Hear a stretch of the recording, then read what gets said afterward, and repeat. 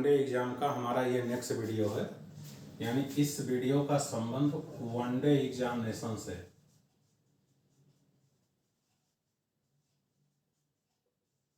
अब एग्जामिनेशन इस समय आने वाले हैं रेलवे के। बहुत ही अच्छे क्वेश्चन बायोलॉजी से संबंधित पूछे जाते हैं। अच्छे ढंग से वीडियो को देखते रहोगे। मैं आज इस टॉपिक के बारे में बताने जा रहा हूँ जैव विकास, ऑर्गेनिक एवोल्यूशन।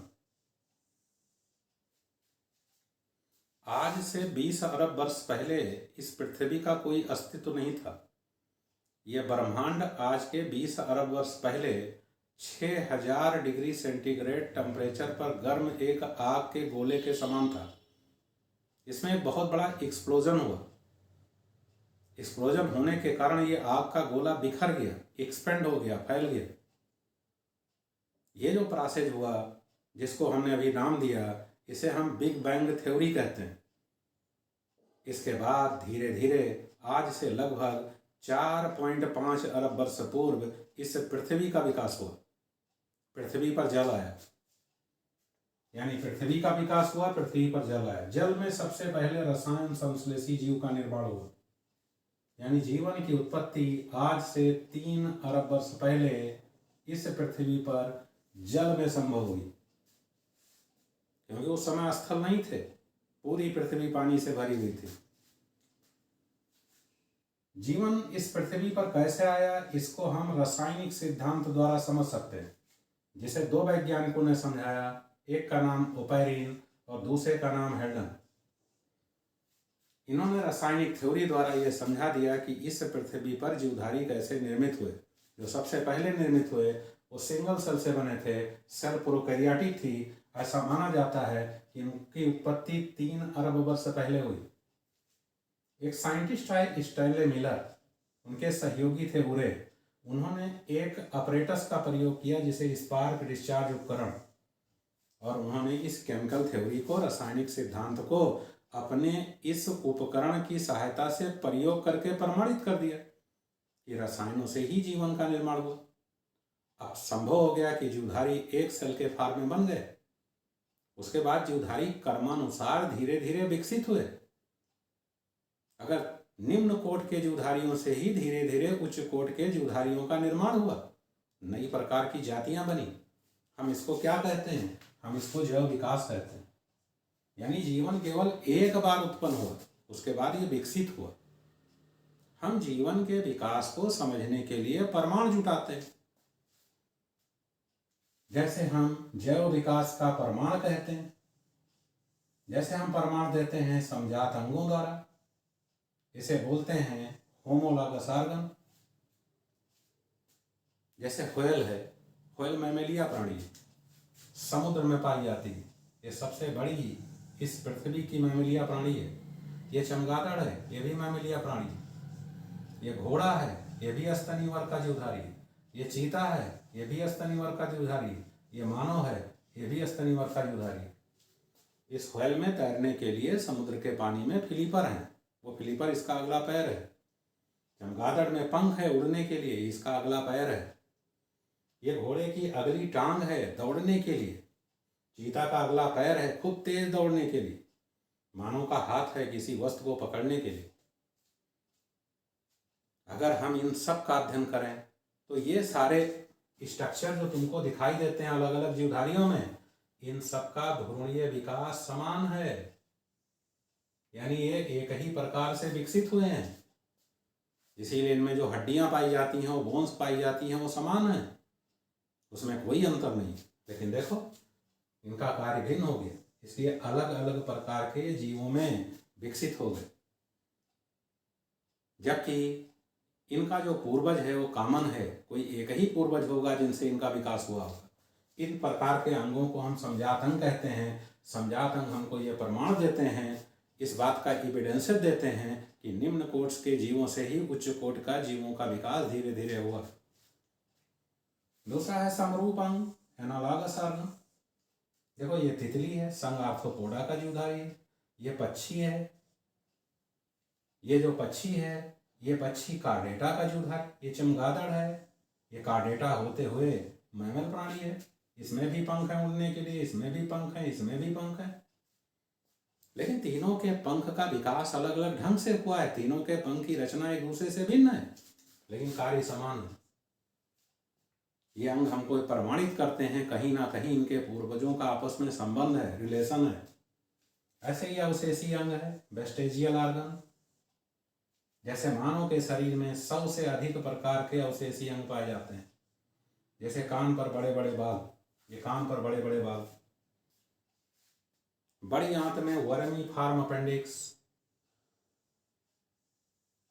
आंख में निक्टेटिंग मेम्ब्रेन। ये ऐसे अंग हैं जो निम्न कोट के जीवधारियों पर भी हैं और मानव के अंदर भी है।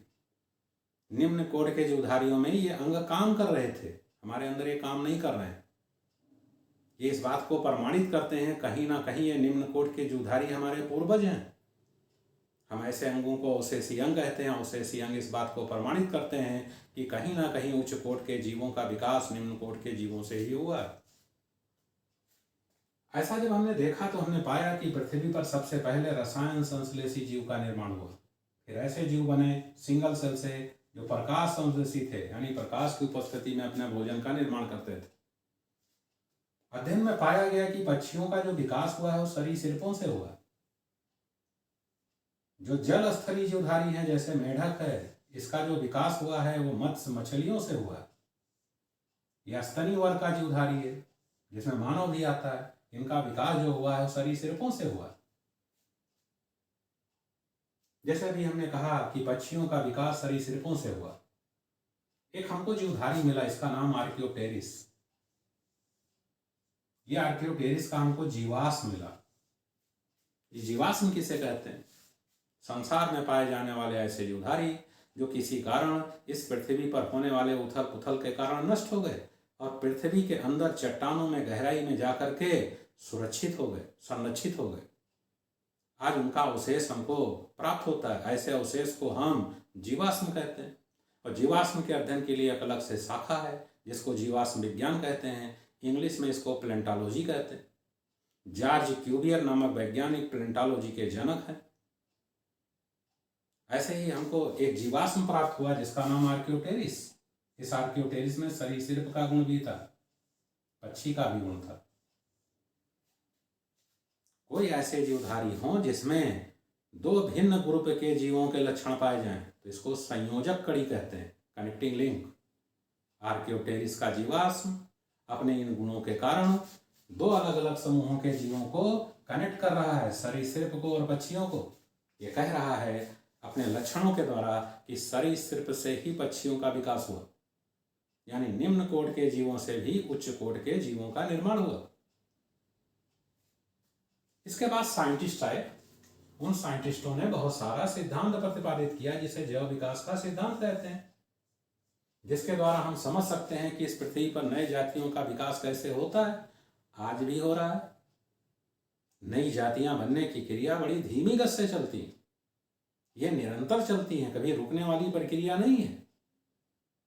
जैसे एक साइंटिस्ट आए, इनका नाम लैमार्क।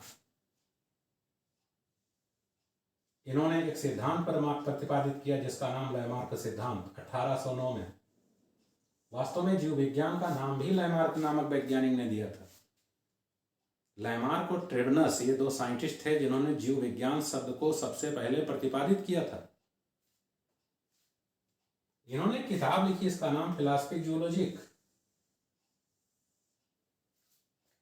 इन्होंने कुछ बातें बताई। उन्होंने कहा जीवधारी जिन अंगों का ज्यादा उपयोग करते हैं वो अंग धीरे धीरे विकसित होते जाते हैं और जिनका कम उपयोग करते हैं धीरे धीरे वो अंग समाप्त हो जाते हैं। Use and disuse of organs, इसे लक्षण बदल जाते हैं। ऐसे बदले हुए लक्षण को अर्जित लक्षण कहते हैं, उपार्जित लक्षण कहते हैं, एक्वायर्ड कैरेक्टर कहते हैं। तो देखो जीवों के शरीर पर उपार्जित लक्षण आ गए। इन लक्षणों के कारण जीव अपने मूल जात से भिन्न हो गए। ये लक्षण अगले पीढ़ी में ट्रांसफर हो गए। अगले पीढ़ी अपने मूल जात से भिन्न हो गई, नई प्रकार की जात बन गई। उपार्जित लक्षणों के अध्ययन के लिए एक अलग से ब्रांच है बायोलॉजी की, टोटोलॉजी। इन्होंने उदाहरण दिया अफ्रीका में पाए जाने वाले जिराफ का। कहा जिराफ जो थे वो पहले छोटे गर्दन वाले थे, जब प्रकृति में बदलाव हुआ तो उन्होंने अपने गर्दन को ऊपर उठाना शुरू किया, इसीलिए ऊंचे गर्दन वाले जीवों का निर्माण हो गया। इस प्रकार से एक नई जाति बन गई। ऐसे दूसरे साइंटिस्ट आए, डार्विन, चार्ल्स डार्विन। इनके इस सिद्धांत को डार्विनवाद, जिस समय लैमार्कवाद आया था 1809 में अपनी किताब लिख रहे थे, उसी समय डार्विन का जन्म हुआ था। डार्विन की मृत्यु 1882 में हुई। डार्विन बहुत ही अच्छे नेचुरलिस्ट थे, प्रकृतिवादी थे। इनको सरकार ने 1831 में एक जहाज उपलब्ध कराई, HMS रीगल। यह समुद्र में चलने वाली जहाज थी। इसी जहाज की सहायता से इन्होंने समुद्र में पाए जाने वाले विभिन्न द्वीपों पर जीवों का और पर्यावरण का अध्ययन किया। कुछ देखा, इन्होंने कहा जो जीव होते हैं वो बदलते हुए पर्यावरण में वही आगे बढ़ते हैं जो बहुत ही फिट होते हैं, यानी सर्वाइवल ऑफ फिटेस्ट, बाकी सब नष्ट हो जाते हैं।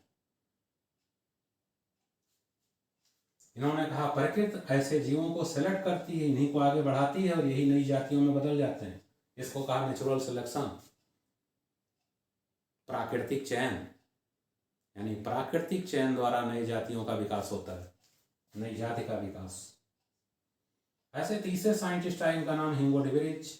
इन्होंने एक नया सिद्धांत प्रतिपादित किया, उत्परिवर्तनवाद, जिसको इंग्लिश में हम म्यूटेशन थ्योरी कहते हैं। इस सिद्धांत द्वारा इन्होंने समझाया कि इस पृथ्वी पर जातियां अचानक बन जाती, इनके लक्षण अचानक परिवर्तित हो जाते हैं। अगर सडनली अचानक किसी जीव में लक्षण का परिवर्तन हो जाए और वो लक्षण अगले पीढ़ी में ट्रांसफर हो जाए तो हम इसे उत्परिवर्तन कहते हैं, म्यूटेशन कहते हैं। इससे नई जाति बनने की संभावना होती। इन्होंने एक पौधे पर अपना अध्ययन किया था, उस पौधे का नाम था प्रिमरोज। जब कई पीढ़ियों तक प्रिमरोज को उगाया तो इन्होंने देखा कि उसकी 7 प्रकार की नई जातियां बन गई। इसका कारण इन्होंने उत्परिवर्तन बताया, इसका कारण इन्होंने म्यूटेशन बताया। इसीलिए इनके थ्योरी को उत्परिवर्तनवाद, म्यूटेशन थ्योरी। इस विधि से नई जातियां इस पृथ्वी पर निरंतर बनती रहती। इतनी बातें हैं। जिस टॉपिक में तुमको पढ़नी है वो टॉपिक है जैव विकास। एक एक टॉपिक करके हम तुम्हें सारांश के रूप से समझाते हैं। उतना ही बता रहे हैं जितना तुम्हारे परीक्षा में पूछा जा सकता है। जैसे पूछा जा सकता है लैमार्क ने कौन सी किताब लिखी, फिलॉसफी जियोलॉजी। जो विज्ञान शब्द किसने कॉइन किया, लैमार्क और टिबनस ने कॉइन किया। ऐसे आंसर तुम आसानी से दे सकते हो। मिलते हैं नेक्स्ट वीडियो में।